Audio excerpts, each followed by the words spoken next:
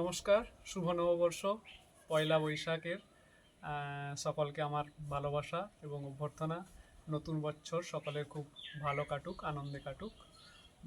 আজকে আমি আপনাদের কাছে যে আম গাছটা নিয়ে এসেছি, এটা আপনারা সচরাচর সমস্ত নার্সারিতেই দেখে থাকেন।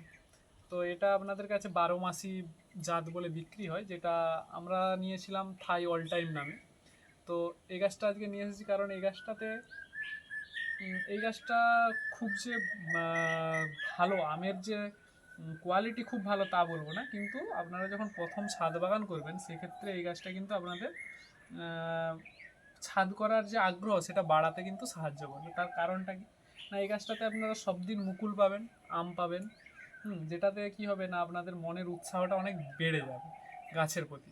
আমরা যদি কোনো গাছ লাগাই, সেই গাছ থেকে যদি না ফল পাই, তো আমাদের কি হয়, উৎসাহ ধীরে ধীরে কমে যায়। কিন্তু আমরা যদি সেই গাছ থেকে ফল পেতে শুরু করি, তো আমাদের উৎসাহ অনেক বেড়ে যায়। তো আপনারা এই গাছটা কিন্তু লাগাতে পারেন। দেখুন, একটা ছোট্ট আঙুরের যে ফলের ট্রে হয়, আঙুরের ট্রে, সেই আঙুরের ট্রেতে লাগানো এই গাছটার বয়স আমার প্রায় 3 বছর হবে। তো গোড়াটাও বেশ মোটা দেখতে পাচ্ছেন। এই গাছটা যে লাগিয়েছিলাম তারপর থেকে কোনো রকম কিন্তু আমি এর না রুট প্রুনিং করেছি, না মাটি পাল্টেছি, এই মাটিতেই রয়েছে এবং এই মাটিতে আমাকে যথেষ্ট ফলন দিয়ে চলেছে। হ্যাঁ, তবে সামান্য এই পাতা পোড়া রোগটা আসছে এখানে। তো নতুন যে ডগ বেরিয়েছে দেখুন, এতে কিন্তু কোনো রকম পাতা পোড়া নেই এবং প্রত্যেকটি ডগাতেই দেখুন কি সুন্দর আবার মুকুল চলে এসেছে। এখন আম সমস্ত ধরে গিয়েছে এবং কিছুদিন পর আম পেকে যাবে, কিন্তু দেখুন এই গাছে আবার মুকুল চলে আসছে। তো এই গাছের আমের যে ধরন, আমের স্বাদ খুব একটা ভালো নয় এবং আমেতে প্রচুর চোঁচ থাকে, যেটা আমরা বলে থাকি আঁশ থাকে, এবং আঁটিটাও খুব মোটা। কিন্তু তা সত্ত্বেও আমি বলবো এই গাছটা আপনারা অবশ্যই আপনাদের ছাদ বাগানে লাগাতে পারেন, যেটা আপনাদের ছাদ বাগানে লাগালে আপনাদের ছাদের শোভা বাড়িয়ে তুলবে এবং আপনাদের আম গাছের প্রতি আকর্ষণ বাড়িয়ে তুলবে। আচ্ছা, আমি আজকে আপনাদেরকে আমার যে সমস্ত আমগুলো হয়েছিল সেই সমস্ত আমের কিছুটা আপডেট দিচ্ছি, যেগুলো আমি প্যাকেটিং করেছিলাম। আপনারা দেখুন কেমন সুন্দর হয়েছে।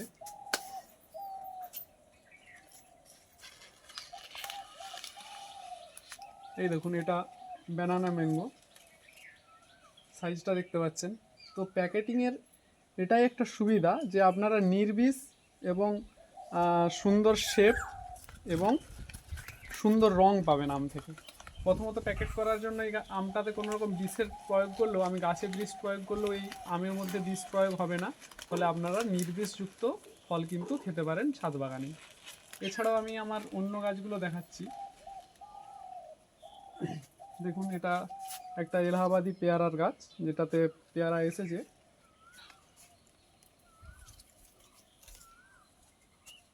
এই দেখুন, উষা অরুণিমা, যে